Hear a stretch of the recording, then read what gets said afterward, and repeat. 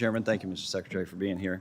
I want to ask a couple of questions about the 6th District of Virginia and the way that various national events are impacting transportation in the 6th. We all are concerned about the bridge collapse, the tragedy involving the 6 deaths and the billions of dollars in damage, effectively closing the Port of Baltimore, affecting $100 to $200 million in cargo every day. Understand that this could have some impact on rail traffic in Western Virginia. Union officials say some coal trains are being rerouted through Roanoke to coal piers in Norfolk. Could require Norfolk Southern to double the amount of export coal loaded each month at the Lambert Point terminal. With coal, Baltimore is the #2 port, but Norfolk is the #1 port. And it's my understanding that CSX and Norfolk Southern are the two main coal carriers in the region. Can you tell us how you've been working with the railroads in the Port of Norfolk to ensure not only that Norfolk plays an integral role there in accommodating a lot of the traffic from Baltimore, and that there's a seamless transition there, but how we can ensure that rail is able to accommodate without delays, in particular to passenger rail that's grown quite a bit in that area as well. Thanks, and yes, this is not only a shipping picture, but really has impacted rail, trucking, every form of freight transportation. The week of the Francis Scott Key Bridge collapse, I convened supply chain stakeholders from across the spectrum as well as across the region and the country, not just the ports, but for this very reason. We had rail, trucking, and cargo owners and other representatives there. I will say I've been impressed by how various ports, including Virginia ports, have stepped up to absorb some of that temporarily diverted cargo, and not just what that means in terms of port capacity, but the railroad and also trucking elements of that as well. Just to convey how complex it can be, there are actually some processes in the automotive finishing process that take place on the grounds of the Port of Baltimore that can't easily be moved, such that vehicles that were absorbed in Georgia or in Rhode Island because they couldn't get to Baltimore coming off the ships still had to be trucked to Baltimore in order to be finished and then trucked back out. And obviously they had to do that without the benefit of having the Key Bridge, which serves so much of that cargo.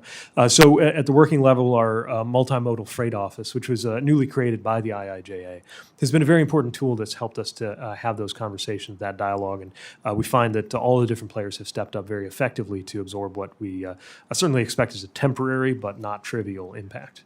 Now, when it comes to road transportation, Interstate 81 it has been overburdened by truck traffic for decades now. Originally built for around 15% truck traffic, it accommodates over 30, 40, sometimes even 50% truck traffic, depending on the day of the week, traveling up to the northeast from points south. But and while we are working to add a third lane, and would appreciate your cooperation with that, traffic fatalities are up on 81. NHTSA estimated that nearly 41,000 people died in traffic crashes nationwide in 2023. What are NHTSA's plans to reduce fatalities impacted by crashes? Is widening one of those ways that you all are seeking to reduce crashes? And can you speak to the department's support for adding that third lane to 81? Thanks. NHTSA is very focused on reversing the rise in roadway deaths that we've experienced in recent years. The data are suggesting we have finally come off the peak, but am certainly not satisfied with the current level of roadway death in this country. About 40,000 people, which means roughly the equivalent of a fully loaded airliner every single day. And a number that I should also add is significantly higher than our peer developed countries.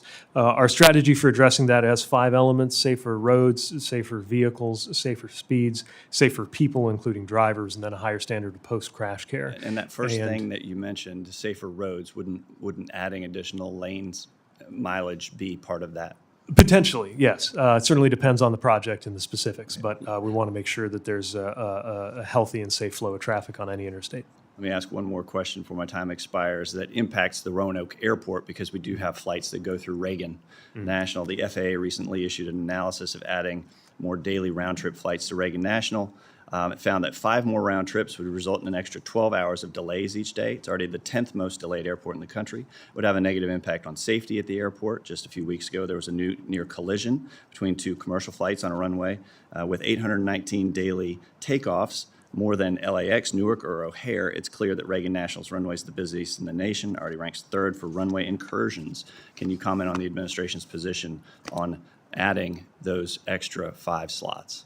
Yes, we certainly recognize and respect the role of Congress in determining the availability of slots. I would note, having spent time up in that tower at DCA, that it really is an exceptionally, as you noticed, not only an exceptionally busy, but airstrip in terms of that one runway, the hardest working runway in the national airspace. We would be concerned about the pressure that could put on the system. Of course, we stand ready to make good on whatever Congress provides. Thank you. Yield back. Mr. Espaillat. Thank you, Mr. Chairman.